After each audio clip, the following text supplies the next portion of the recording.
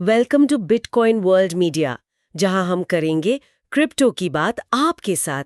आज एक बहुत ही अहम खबर पर बात करनी है जो भारत में क्रिप्टो के भविष्य से जुड़ी हो सकती है। जी। ऐसा सुनने में आया है कि हमारी संसद की एक फाइनेंस कमेटी है ना। जी हाँ। वित्त मामलों की समिति। हाँ, तो वो कमेटी अगले साल मतलब 2025 में ये जो वर्चुअल डिजिटल एसेट्स है जी। जिन पर काफी चर्चा होती है, हाँ, वीडीए जिन्हें कहते हैं। उन पर एक गहराई से स्टडी करने का सोच रही है। बिल्कुल सही। और ये वीडीए मतलब आसान भाषा में समझाएं तो ये डिजिटल संपत्ति हैं। जैसे बिटकॉइन। या और भी जो नाम सुनते हैं। हाँ बिल्कुल, बिटकॉइन हो गया या दूसरी जितनी भी क्रिप्टो करेंसीज हैं वो सब इसमें आती हैं। ये सिर्फ डिजिटल फॉर्म में होती हैं। अच्छा। और ये जानकारी जो है वो CoinDCX के को-फाउंडर हैं सुमित गुप्ता, उन्होंने शेयर की है। अच्छा, CoinDCX तो काफी बड़ा नाम है भारत में। जी हाँ, जाने माने एक्सचेंजों में से एक है। तो सुमित गुप्ता कह रहे हैं कि ये क्रिप्टो सेक्टर के लिए एक अच्छा मतलब पॉजिटिव साइन है। जी, उनका तो यही मानना है। पर एक बात बताइए, ये स्टडी इतने खास क्यों है? मेरा मतलब सरकार ने पहले भी तो नियम बनाए हैं क्रिप्टो पर, वो 30% टैक्स वाला और वो 1% TDS भी तो है। हाँ, आपका सवाल बिल्कुल सही है। देखिए, वो जो नियम है ना वो ज्यादातर टैक्स कलेक्शन पर फोकस करते हैं। अच्छा। लेकिन क्रिप्टो का जो पूरा दायरा है वो टैक्स से कहीं ज्यादा बड़ा है।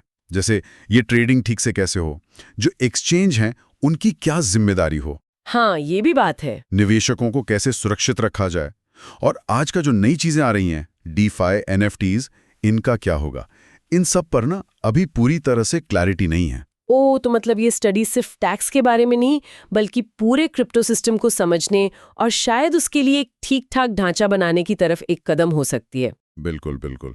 सुमित गुप्ता और इंडस्ट्री में कई लोगों को यही उम्मीद है। अगर फाइनेंस कमेटी इस पर सच में गहराई से विचार करती है तो हो सकता है आगे चलकर जो नियम बने वो ज्यादा साफ हों, ज्यादा डिटेल्ड हों, और इससे वो जो कंफ्यूजन था ना मार्केट में नियमों को लेकर, हाँ, काफी अनिश्चितता थी। वो शायद कम हो सकती है। और देखिए, जब नियम साफ होते हैं तो लोगों का भरोसा भी तो बढ़ता है ना। जी हाँ, स्वाभाविक है। तो क्या ऐसा हो सकता है कि फिर बड़ी कंपनियां या वो जो ट्रेडिशनल इन्वेस्टर्स होते हैं वो भी क्रिप्टो में ज्यादा इंटरेस्ट दिखाएं? इसकी संभावना तो है। देखिए, जब रेगुलेशन क्लियर होता है ना तो रिस्क थोड़ा कम लगता है। नई बात है। और बड़ी कंपनियां या इंस्टीट्यूशनल इन्वेस्टर्स वो अक्सर एक साफ रेगुलेटरी माहौल में ही पैसा लगाना पसंद करते हैं। हाँ, तो अगर ऐसा होता है तो भारत में क्रिप्टो को अपनाने की रफ्तार तेज हो सकती है। लेकिन एक दूसरा पहलू भी तो हो सकता है। मतलब जरूरी तो नहीं कि स्टडी के बाद सारे नियम्स इंडस्ट्री को पसंद ही आए। हो सकता है कुछ सख्ती भी हो। ये भी बिल्कुल मुमकिन है, इसे इग्नोर नहीं कर सकते। देखिए, स्टडी का मतलब ही होता है हर पहलू को देखना, फायदे, नुकसान, रिस्क, सब कुछ। अच्छा। तो बिल्कुल हो सकता है कि कुछ मामलों में जैसे इन्वेस्टर प्रोटेक्शन या मनी लॉन्ड्रिंग रोकने के लिए नियम थोड़े सख्त हो। हाँ। असली बात तो तब पता चलेगी जब नियम असल में बनेंगे, उनकी डिटेल्स सामने आएंगे। सिर्फ स्टडी की घोषणा से सब कुछ तय नहीं होता। नहीं, वो तो है। सही कहा आपने। मतलब ये एक इम्पॉर्टेंट स्टेप है, पर आगे क्या होगा वो इस स्टडी के नतीजों और फिर सरकार के एक्शन पर डिपेंड करेगा। जी बिल्कुल। चलिए अब एक सवाल लेते हैं। मुझे लगता है ये कई सुनने वालों के मन में आ रहा होगा क्वेश्चन।